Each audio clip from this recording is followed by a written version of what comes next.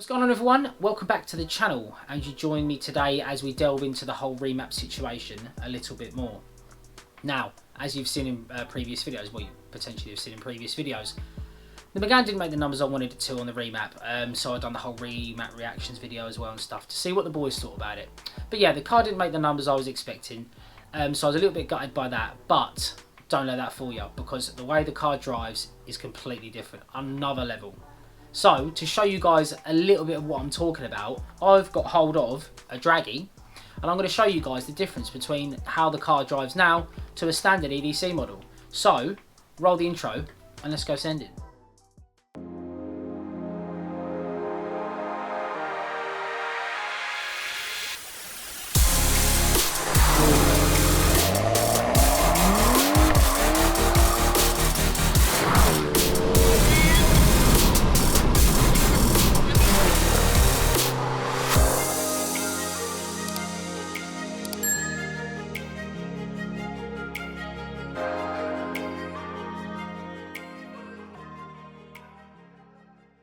So, as per usual, before we get into the video, obviously like, share, subscribe and all that stuff. We are literally 5 subscribers at the time of recording this video, off hitting 1500, which is pretty mental.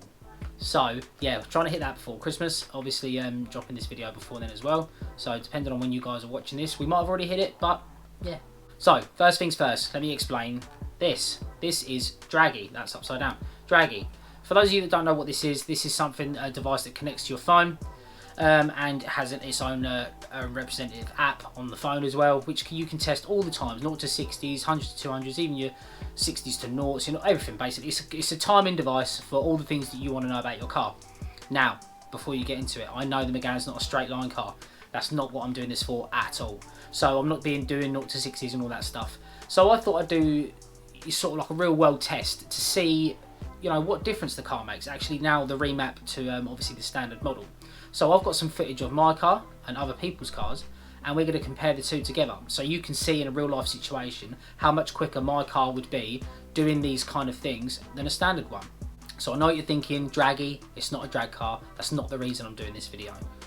Obviously, I'll be doing this video because the 100 to 200 will be the sweet spot, basically, of where this car sort of really thrives. Between 60 and 130, or like 50 and 130. Because that's where you're really going to be living when you're out on track, you know, especially like enough poke down the straights, but you're going to be doing probably between 40 and 80 round, you know, most corners and stuff. Obviously, regarding if it's a U-turn or like a really tight bend and stuff. So, 100 to 200s I feel would be adequate enough to show you guys the difference as well, where obviously some people are saying the numbers won't equate to much, but I'll show you guys the difference between obviously what a standard 300 trophy does, 100 to 200, and my own. It's not to prove any sort of straight line speed or like bragging rights for numbers or anything like that. This is literally just to show you guys, because it's so hard to get across that the numbers don't mean everything. Obviously they stand to something. Obviously, if your car's made 500 horsepower, it's going to slap mine. But what I mean in the sense of that the gains don't equate to how fast the car feels now. So, we'll run this quick clip of a standard trophy doing 100 to 200. It's the only clip I could find on the internet, but it also is a manual. But roll that clip now, and then we'll get into it after this.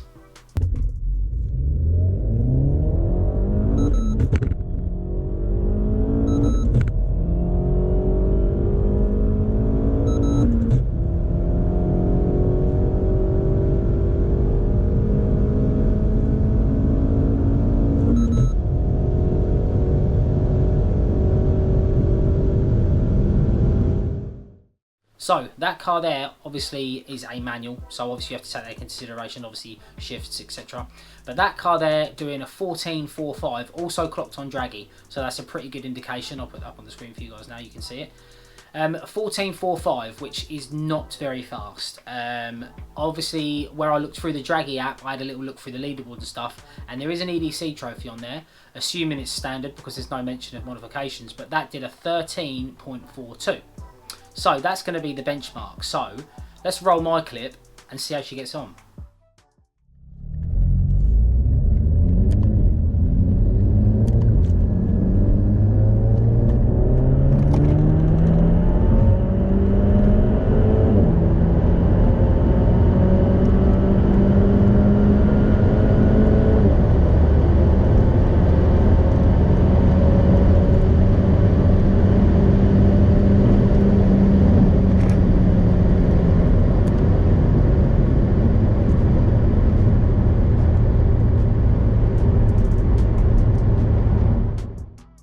So, clocking in at 12.82, 100 to 200k. Not a bad time. I don't think it's anything monumental, but obviously let's compare that to the other one of a 13.42. So I'll be over half a second quicker from 100k to 200k, which is where it's going to matter. And I think side by side, I will obviously try and get this hooked up so you can see it in person and see it in the flesh, you know, how different it will be. But you've got to take over half a second, you know, that's going to be like I'm walking away like Craig David.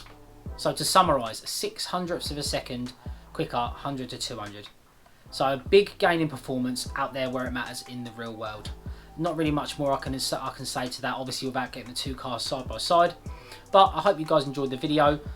Shout out to Tommy for lending me the Draggy to do these runs on and stuff. Obviously, it's been quite nice to see how different the car is to obviously what it was standard. I knew it felt different, but to see it on paper and like on a fairly reliable source, I'll take it. So I hope you enjoyed the video. Like, share and subscribe as you always do. Literally kissing 1500 subs right now, so it might even be there by the time you're watching this video, but I appreciate you guys. Yeah, catch you in the next one. Peace.